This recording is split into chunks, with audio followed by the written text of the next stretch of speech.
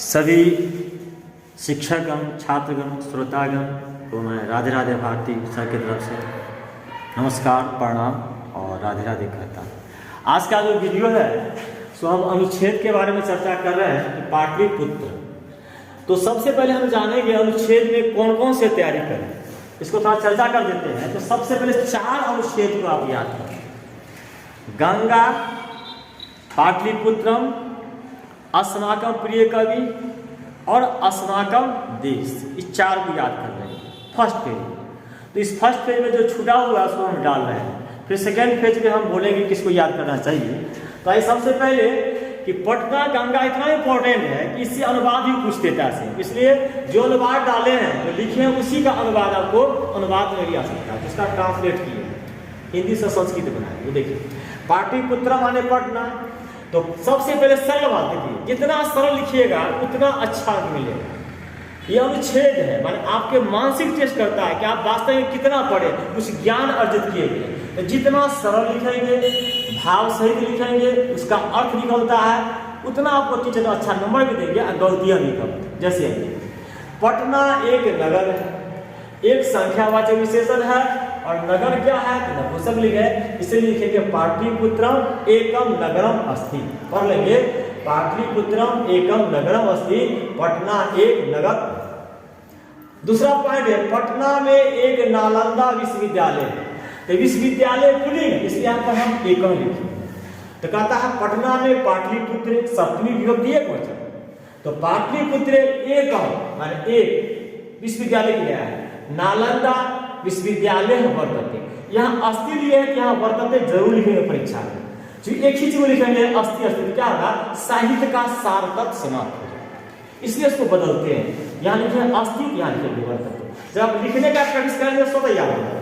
तो क्या हो गया, पटना में पाटलिपुत्र एक नालंदा विश्वविद्यालय है, एक नालंदा विश्वविद्यालय वर्तते। तीसरा पॉइंट है यहाँ माने पटना में यहाँ एक गोल घर भी है, और यहाँ लिखते हैं कि पटना में तो साहित्य का सारे खत्म हो जाए, इसलिए चेंज किए साहित्य क्या है बदलना है। यहाँ माने पटना में यहाँ एक गोल घर भी है, तो अत्र यहाँ यह अव्यय है।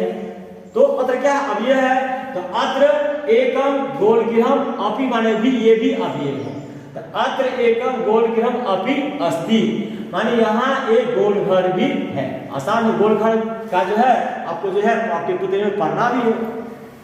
पटना के निकट ही गंगा नदी बहती है। अनुवाद बहुत बड़ा है, कुछ नहीं है। देखिए के निकट द्वितीया, के निकट निक्सा, निक्सा माने के निकट। तो के निकट क्या होता है निक्सा, तो पाटलिपुत्र निक्सा, ये द्वितीया में है तो पाटलिपुत्र निक्सा। पूछेगा आपको कि पाटना के निकट यह जो किस विभक्ति से आया, कैसे आया, तो निक्सा योग द्वितीया, इसलिए हम लोग पाटलिपुत्र द्वितीया विभक्ति में दे देगा। पाटलिपुत्र निक्सा किस विभक्ति में है, तो द्वितीया में आप टिक लगा देंगे, ये भी आपका कंप्लीट हो जाएगा। कहते हैं पटना के निकट ही अव्यय है, तो पाटलिपुत्र निक्सा ए। अब यहाँ से तोड़ देंगे, गंगा नदी बहती है, गंगा नदी बहती है, धातु है गंगा नदी बहती है, क्या बह रही है, क्लियर हो गया। इस समय अधुना माने इस समय, इदानी माने इस समय, है ना, संप्रति माने इस समय, हम कोई भी डाल सकते हैं। अधुना माने इस समय, क्लियर है। यह क्या है अव्यय है, कोई टेंशन नहीं है। पटना महानगर है, महानगर नपुंसक लिंग है ना, तो पाटलिपुत्र महानगर वर्तते, पटना महानगर स्पष्ट हो गया। अधुना पाटलिपुत्र महानगर वर्तते, इस समय पटना महानगर है। यहाँ ये बिहार की राजधानी पटना है, या पटना की राजधानी बिहार है, उल्टा ही पूछ सकता है, लेकिन यहाँ बस हम सरल भाषा में सीधा लेते हैं बिहार की राजधानी पटना है। तो बिहार से षष्ठी में राजधानी नदी के समान, पाटलिपुत्र नपुंसक लिंग अस्ति। तो क्या हो गया, बिहार से राजधानी, बिहार की राजधानी पाटलिपुत्र अस्ति पटना है। पटना ज्ञान का केंद्र भी है, पाटलिपुत्र पटना ज्ञान का ज्ञानस केंद्र नपुंसक लिंग, यहाँ लिखेंगे केंद्र। पाटलिपुत्र क्या है, पटना ज्ञान का केंद्र भी है, तो पाटलिपुत्र ज्ञानस केंद्रम वर्तते, पटना ज्ञान का केंद्र है।